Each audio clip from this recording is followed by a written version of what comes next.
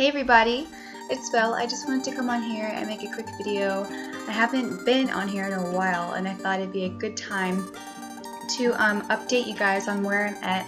I know a lot of you might be coming up to this point in the process, or maybe you just have questions about it. And basically it's in the title. It's about applying for student visas.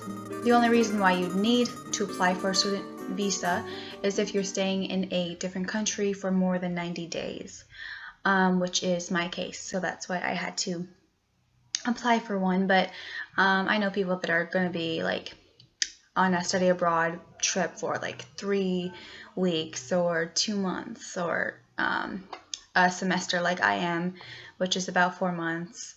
And some people are even staying like for a whole year. But for those that it does apply, I just thought that I would make a few tips and kind of pointers on some questions that I could have had answered easier.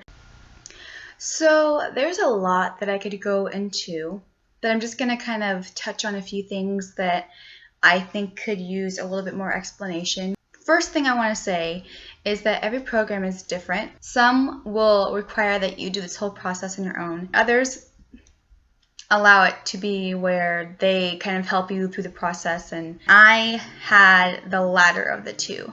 I had to gather all the documents and everything like that, but I sent it to my program director and then she handled it from there on. When you're by yourself, normally you have to gather all those things by yourself, and then you set an appointment with a consulate. I applied to San Francisco because that's what my state was connected to. So I just went by their guidelines on their website. Just go ahead and click those links based on what state you live in.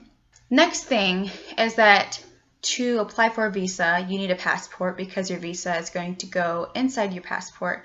For me, it took 3 weeks to get my visa. From the day that I submitted everything to the day that I received it in the mail, it was exactly 3 weeks. So you can kind of estimate that into your time frame. Basically, like I said, every consulate is different.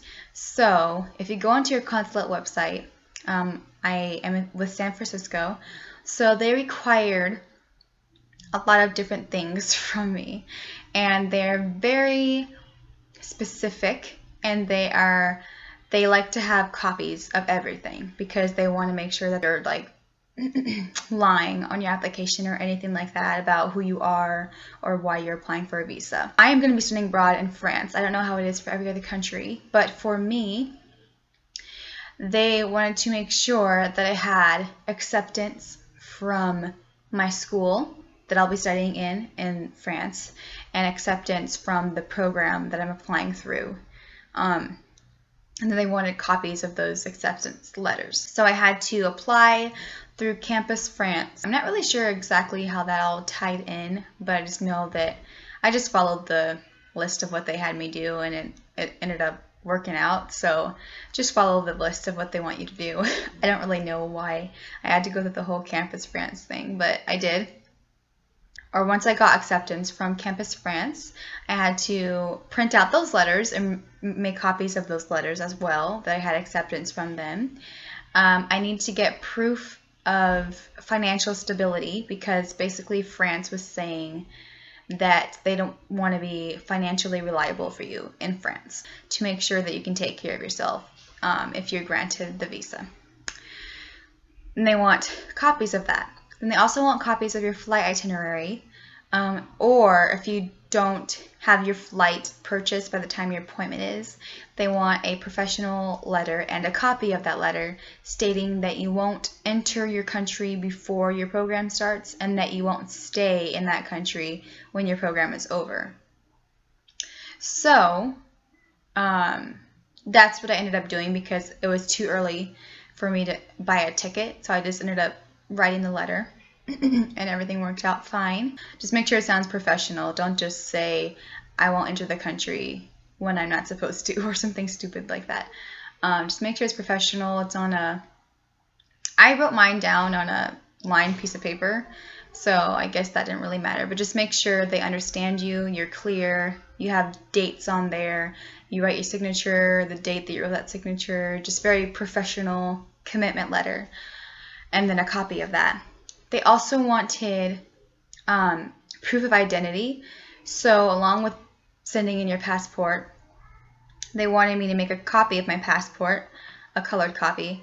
They also wanted me to send in copies of 2 different forms of identification. So I sent in 2 copies of my ID and 2 copies of my university ID. This is so that they can prove that you really are this person who's on your passport and that's applying, and that they can prove that you live in the state that's connected to that certain consulate, so that you actually have all the right documents, because every consulate is different. I think I've kind of hit on everything that I want to. I know there's a few more things that San Francisco asked for.